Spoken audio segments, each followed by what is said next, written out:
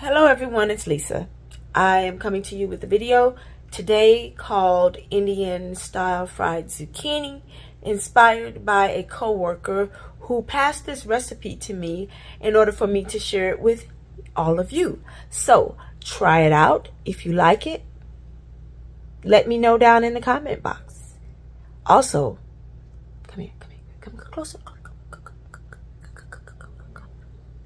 Subscribe to my channel. Oh, you didn't hear me? I said, subscribe to my channel. Thank you. Have a nice evening. Bye.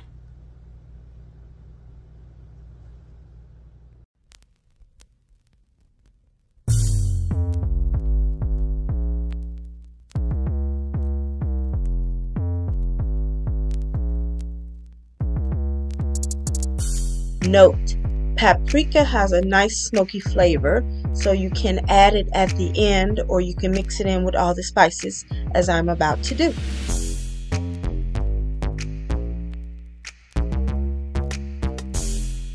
So I'm just going to take all my spices pre-measured and put them into a mixing bowl. Once I've added all the spices, then I will mix everything together with a whisk just to make sure everything is nicely, evenly distributed.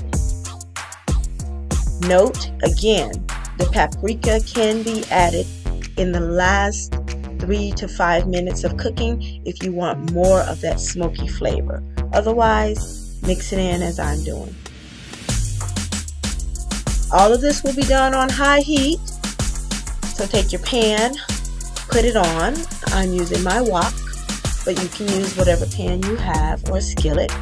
And you're going to add about 2 tablespoons of olive oil and then add in your garlic. And you want to saute this on high until the garlic starts to brown.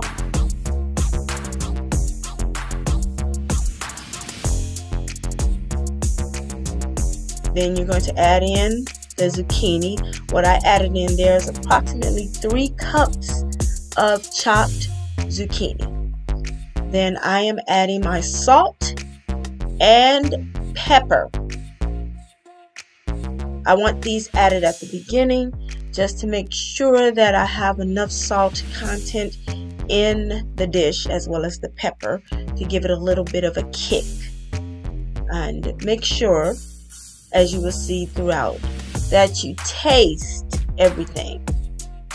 Now, I added more pepper because I personally like to see a little bit of pepper on each of the vegetables if it's possible, which it is with lighter colored vegetables.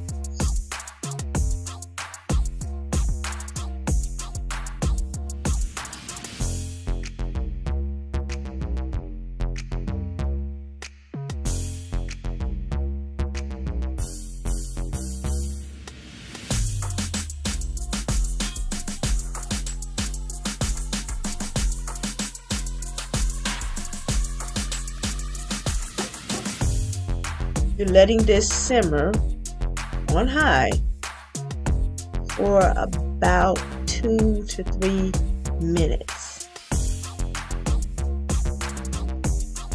Then give it a good stir. Make sure that nothing's sticking.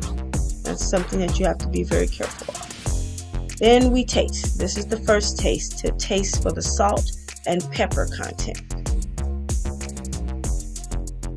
And I personally needed a little more salt. Again, if you have hypertension, don't add as much salt. You can pick up a lot of flavors with all of the spices that we've added in.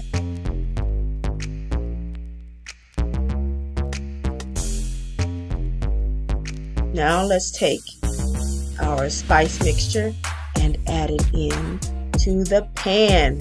Again, let's take our spice mixture and add it into the pan. You want to add it in and then begin to stir. And you're going to want to stir it so that the spices do not stick to the pan. Zucchini has a lot of moisture in it, and there will be some sweat from the zucchini in the pan, which will help the spices to coat the zucchini. But please be mindful to continue stirring throughout. to make sure that the spices don't burn.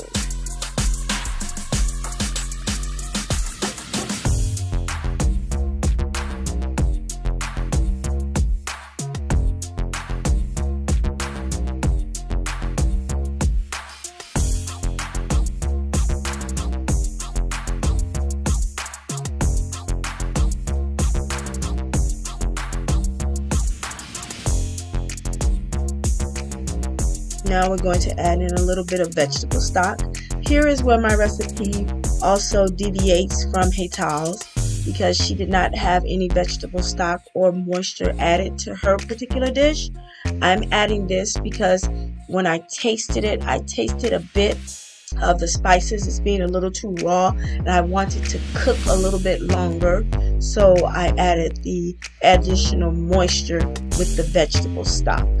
And to me, it also gave the zucchini a little bit of extra flavor from the vegetable stock. Very delicious. And I let that cook down and simmer. At this point, the heat is no longer on high, it is on medium high. Or you can go to medium if you want to cook it a little bit longer. The whole dish takes no more time to cook than 10 to 12 minutes, so it's very fast. That's why I'm showing you a lot of this stuff in real time, and I literally just let it sit there and simmer for a bit.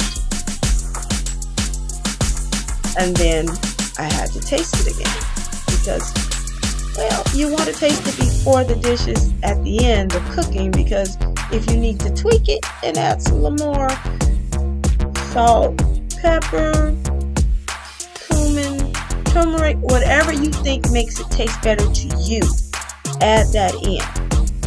And again, I'm continuing to stir it. As you can see, the spices have mixed with that vegetable broth to make kind of a little sauce there. According to Heital, this can be served over rice, which I did, or it can be served with a roti bread, Indian roti bread.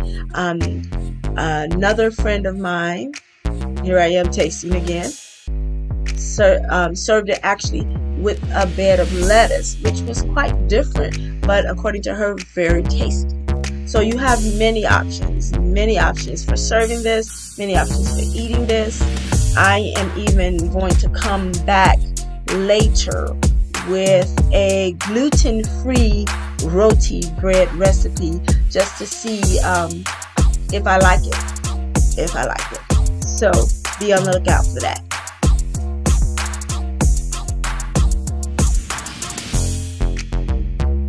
And we're near the end of this dish. Look at how saucy and delicious that looks. Let me tell you, those spices really make your home smell absolutely delicious. You would swear you were in an Indian. Oh my God, I'm not editing that. Damn it, I don't have time for this. In a beautiful Indian restaurant or outdoor market. The spices were on point in this recipe, people. You have to try this. You have to. It is 100% delicious, I promise. So we're near the end of our recipe, of our dish. I'm just letting you guys watch this simmer in real time so that you can know it doesn't take long to prepare at all.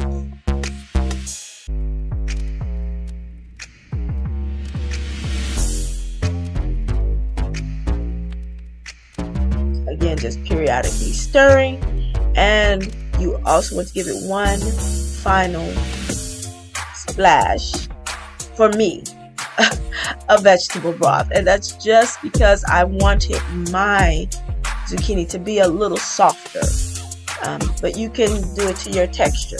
You will need more broth if you want it softer, less broth if you want it to cook less. And then this is me tasting again. Boom. On point. It is perfection. I am at the end. I will simmer down the rest of that broth just to make sure everything is nicely incorporated, and it will be ready to serve, people. Thank you for joining me. I appreciate you very much. Let it simmer until it's ready, then enjoy. I'll catch you next time. Enjoy the music.